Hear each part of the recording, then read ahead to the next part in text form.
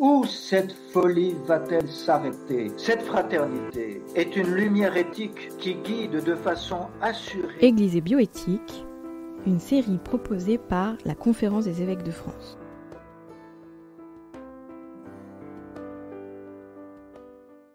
Big Data, ne noyons pas la liberté sous les données.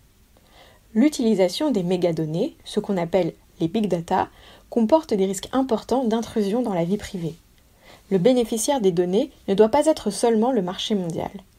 La liberté de chacun doit être préservée par le respect de son consentement, mais aussi par la protection de ses données.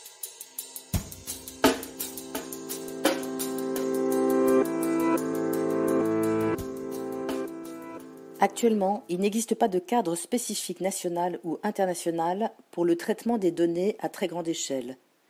La réglementation de leur utilisation peut se faire à partir des règles relatives à la protection des données personnelles, comme la loi de 1978 relative à l'informatique, aux fichiers et aux libertés en France, et comme le Règlement général de protection des données, le RGPD, adopté au plan européen en 2018.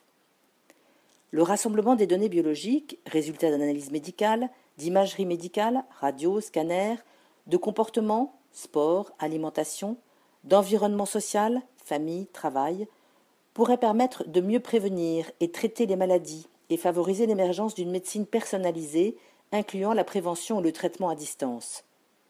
Mais cette vision se heurte à deux enjeux éthiques majeurs. D'abord, le marché mondial de la promesse. L'enthousiasme suscité par le phénomène des mégadonnées risque d'entraîner des surestimations et des prévisions irréalistes, ainsi que la commercialisation de produits ou de services n'ayant pas encore fait la preuve de leur pertinence. Deuxième enjeu éthique majeur, le consentement entre guillemets global. Pour faciliter la recherche, on envisage un consentement global, élargi, permettant d'obtenir d'un patient l'autorisation que des échantillons prélevés sur son corps en une fois servent pour tout type de recherche. Le recours au consentement de la personne ayant préalablement cédé du matériel biologique à la recherche, en cas de changement de finalité ou de gestion des données biologiques, est nécessaire. Encourager la recherche biomédicale ne veut pas dire céder à la logique du corps capital, où le corps devient l'enjeu de choix économiques et financiers. Il ne faut pas renoncer au principe du consentement éclairé et circonstancié.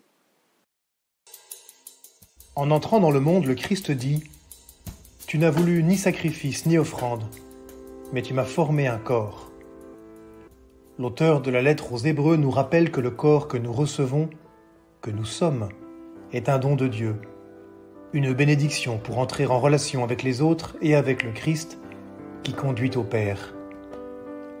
Abandonner subrepticement des données à des algorithmes dont nous ignorons la finalité appelle un discernement et un usage raisonné de l'outil informatique.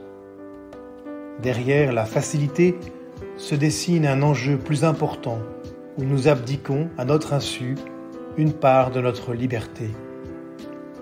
Sans renoncer au progrès technologique, il importe de permettre à chacun de rester maître de son corps et d'entretenir une relation de confiance avec les soignants.